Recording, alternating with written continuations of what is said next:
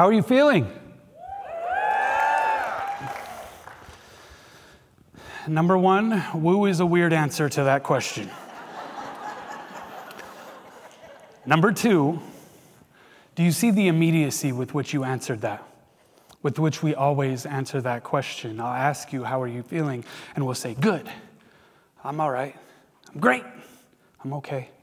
But we have it holstered, right?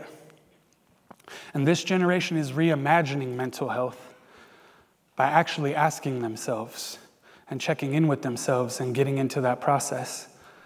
I mean, good, bad, or ugly. Underwhelmed or exhausted, accosted by all of it, in search of a power button or an off switch. With your hands or your heart first? More like a wave or a starburst? How are you feeling?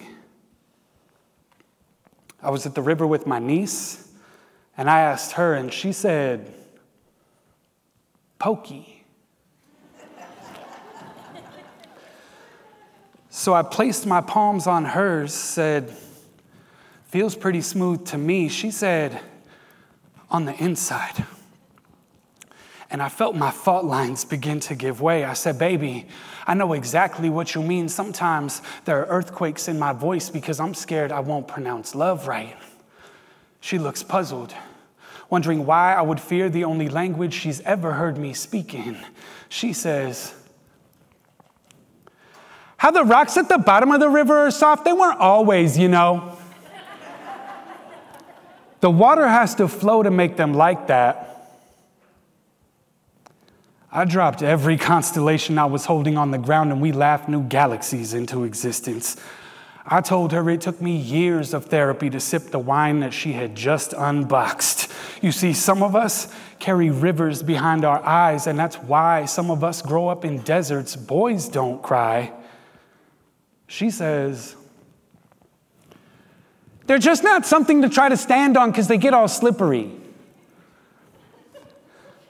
I tell her no one has ever been more right about these fragile concepts of masculinity. She explains that those earthquakes in my throat are just Mother Nature dancing.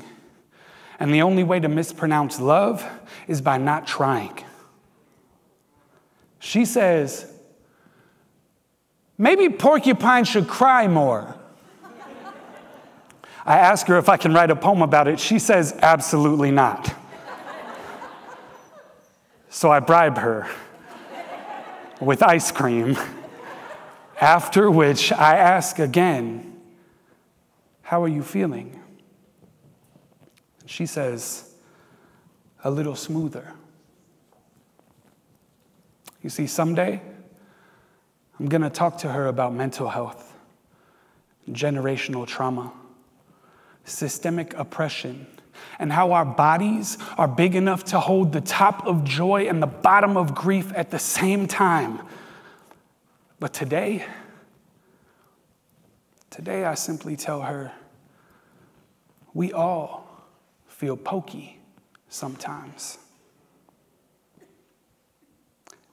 And the ice cream never fails.